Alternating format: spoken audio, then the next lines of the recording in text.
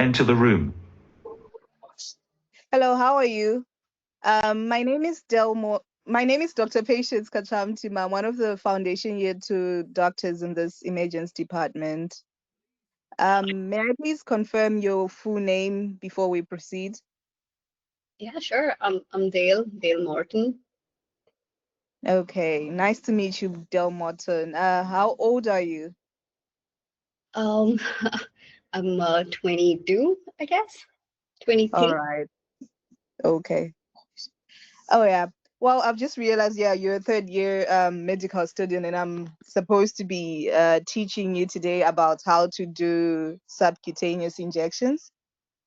Yeah, yeah. Um, Oh, okay, yeah. It's all right. I'll take you through it. By the end of the session, you should be comfortable with it. So let me know, are you okay with me calling you Del through this session? sure, Dale works. All right. So Del, tell me, maybe I can just do an assessment of your basic, okay, your understanding of subcutaneous injections before we start. What is it that you know about subcutaneous injections? I don't really know much about it. I've just seen it, been given for patients, especially in the ward. I've seen it being administered for heparin. I just wanted to know, what are the different kinds of uses of it, and hopefully to master it, so that I can use it later in my career. Okay, oh, that's good. So if I understood you well, you just have basic knowledge, you've seen it being conducted, and you're keen on understanding how to the uses and how to use it. Yeah. Yeah, yeah. Okay, that should be okay. We should get on to it. So we use subcutaneous injections for a variety of things. Like you've mentioned, you've seen heparin being administered using a subcutaneous, with an injection. So basically, there are many routes to administer medications via the skin, like doing injections. And subcutaneous is one of the methods where you are you're administering the medication into the skin, but not deep enough into the muscle, just into the subcutaneous layer of the skin. Do you understand that? Yeah, sure. I mean, but why this layer? What is the importance of this layer? Sorry? Why do we administer it to this layer? What is the importance of this layer? The importance is that there are certain type of medications that absorb very fast in the subcutaneous layer of the skin. There are particular type of medications you'd want to put into the skin direct, not into the muscle. They're rapidly absorbed there. Most of these medications are usually lipid soluble medication. Okay, okay. I hope And I've answered you. Have you like, understood? yeah, yeah. And what are the common sites where you would, give this injection? There are a number of places people really prefer. Well, the subcutaneous is throughout the body, obviously, where there is skin, but people usually prefer the lower abdomen area. They That's where most people prefer. They say it's less painful. Or inner thigh. Inner thigh is also a good site. Or it could be the arm. The arm also, you could also do a subcutaneous there. Those are the three most common sites you could use. I see. All right. Yeah. So, do you have any question? Yeah, feel free to intercept and ask questions as we go through. Sure, doctor. I'll do that. Yeah. So there are a number of medications that would put through subcutaneous routes. Insulin being the most famous one, where the doctor can do it, or most cases have taught patients to do it at home. So the medication like insulin, and that's the most common one you see. And also when we in the ward we want to put different type of drugs, we can also use the subcutaneous route. So the way you do the procedure now, I'll just show you how you do it. Unfortunately today I won't you won't be doing it. You just see me probably doing it and demonstrating it. I hope that's okay. Sure. Yeah. That All much. right. So like any procedure, you need to you need to you talk to the patient. When you see the patient, you confirm, you create your rapport, you greet them, you introduce who you are, and after doing that, you confirm their name, their age, or if it's a patient that's not responsive or non-verbal, you can confirm with their what do you call it, their band, their hospital band, and make sure the details they match, because you don't want to be administering medication in the wrong person. I hope that's clear. Right, right. Yeah. Yeah. And so the like any medical procedure we do, it really has 2 minutes to be remaining. a sterile procedure. So the whole thing is you explain to the patient what you're going to do. I'm going to administer medication into your skin, obviously using non-medical terms most of the times, into your skin. And this shouldn't be painful, because it's not supposed to be painful, but you should just warn them that it could be a sharp scratch. And when we do that, obviously we've ruled out risk factors for people who have like bleeding disorders. You have to be sure that the person you're going to be administering such medication doesn't have bleeding disorders, doesn't have allergies to the medication you're also giving. And yeah, you Mm-hmm. move on from there. So after that, before you put the medication, the subcutaneous injection, make sure to clean the area. You clean the area. After cleaning the area, you can inject the medication. So the way you do it, it's supposed to be at a 45 degrees angle to the skin making the planar, what you call it, the planar area. It's like your 0 degrees, and the injection should be injected at 45 degrees angle, and then you inject your medication. After that, like any medication, you pull out, you put your sterile cloth or your cotton, and then you seal it, you seal the area, and that's it. You dispose your needle into the sharp scan, and that's it. Do you have any questions so far? No, I've seen that sometimes they don't give it in the same place, they keep changing the places. I mean, is Yeah, that you should. Yeah, that's right. Yeah, that's an important observation. You should do that, because with continuous injections, the adiposity, the fat in that area keeps reducing. So you need to change Move on to slightly. the next station. all Thank right? you. Patience, good job. That was good. That was good. All right, let's talk about teaching stations. As you guys all know, that's a teaching station, and the important things when it comes to teaching stations are that most of the times it needs to be interactive. All right. So you're definitely asking them, are you with me? Did you understand what I just explained to you? Do you have any questions? Those are good. But also, were you able to gauge how much the student understood? You need to manage to keep their attention. So what is a good technique to gauge if the student just understood what you just explained? Dr. Patience or anybody who wants to answer, what is a very good technique? Well, I would assume it's asking for feedback. Like, did you understand? Or you can ask them to just give you a summary of what you said. Absolutely. I mean, ask them, quiz them on what you just explained.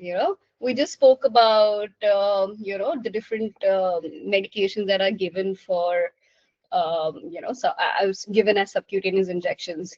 Can you list a few for me? You know, so just quiz them on what you just spoke about, right? So that's how you get their attention. So by doing that, you can actually understand if they've understood it correctly or if they've had any misconceptions or they've understood it improperly, right?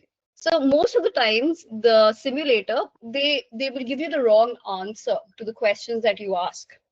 All right, so the examiner wants to test how you approach any incorrect answers. How would you rephrase it to them? How would you paraphrase it to them?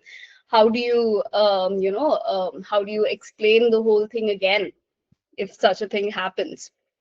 All right, so this is a very important technique to be used in teaching. Always check for understanding, and if they do make a mistake, you know, repeat what you have said again, maybe in a different way, or emphasizing on the information that you wanted them to understand better, right?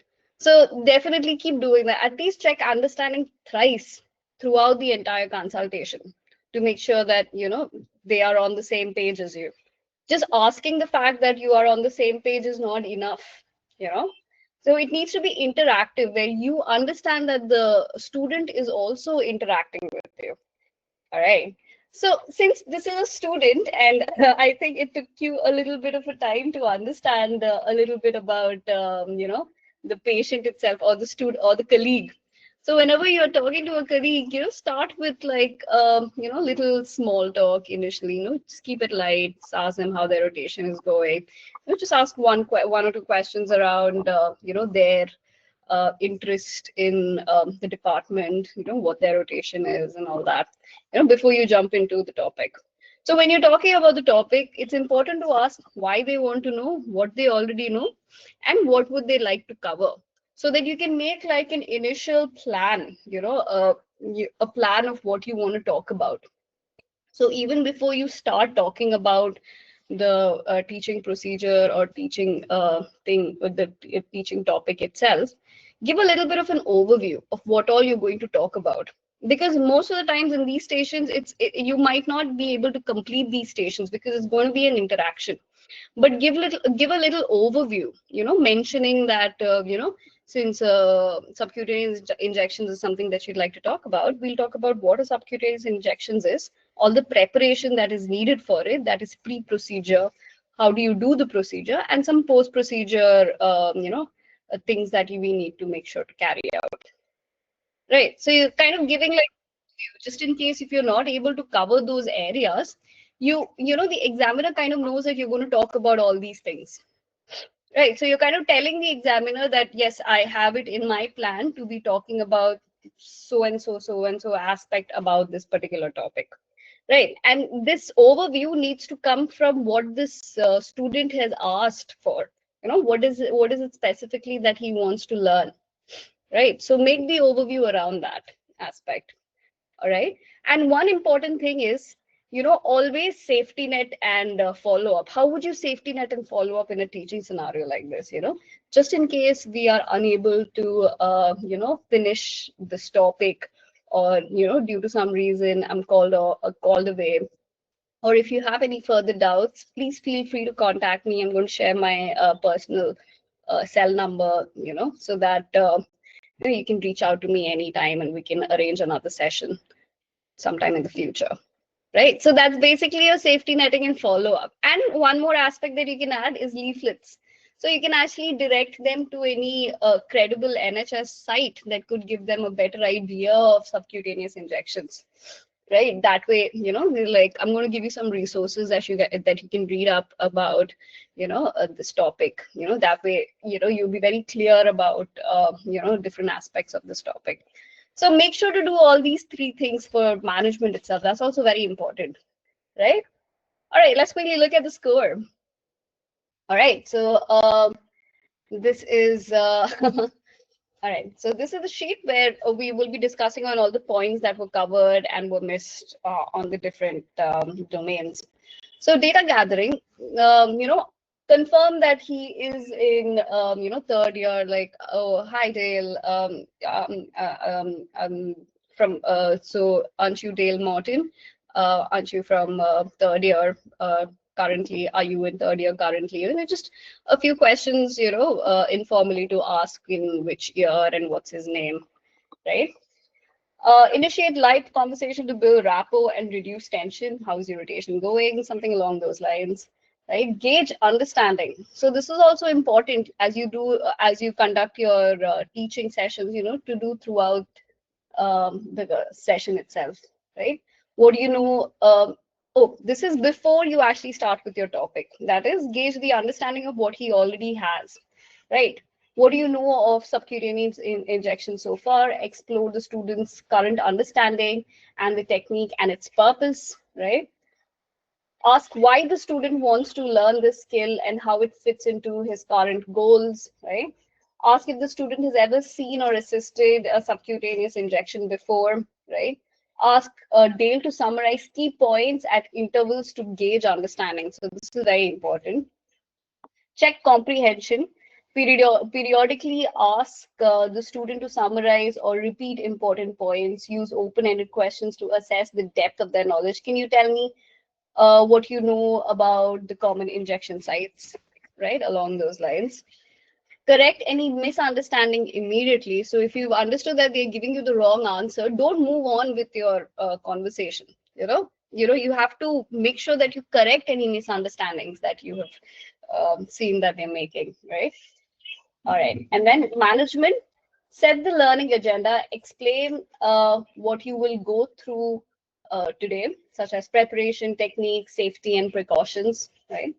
Set the scene. Today we'll go through the steps of performing a subcutaneous injection. If you have any questions, feel free to ask and ready to start. Explain the importance that is subcutaneous injections are widely used for administering medications like insulin, low molecular heparin, certain vaccines, various palliative care medications, making this technique essential in many clinical settings, right? Equipment preparation, gather syringe, needle, medication, alcohol swab, gauze, and a sharps bin, right? Medication check, verify medication name, expiry date, dose, preferably with a witness, right? Pre-procedure, confirm the patient's identity and check for allergies. Inspect and select an appropriate injection site. Describe the injection site, which would be upper abdomen, upper arm, thighs, buttocks, and the rationale for this site choice. So why do you choose these sites? Whenever, so let's look at the sites again. Abdomen, upper arm, thighs, buttocks. Like, what is the reason for these particulars? Anybody? Does anybody have any opinion? Any idea? Because of the absorption. Because of the absorption. What about I the think it's absorption? because these sites have a lot of fat. They have a lot of subcutaneous fat. Absolutely. The whole point is these are injections that are going into the subcutaneous space. So you're looking for areas where the subcutaneous fat is high, right? So this is like a slow modified release. It's not like an immediate uptake.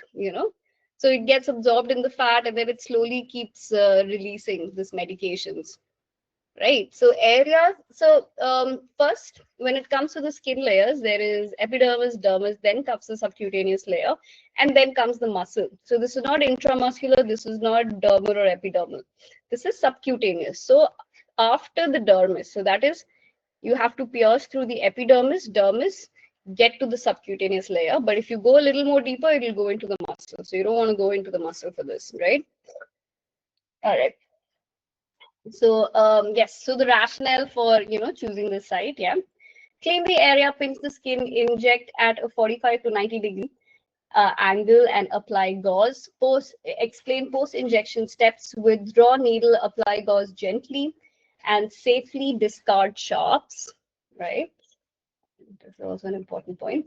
Discuss key precautions, avoid inflamed or scarred skin, rotate sites, maintain aseptic technique.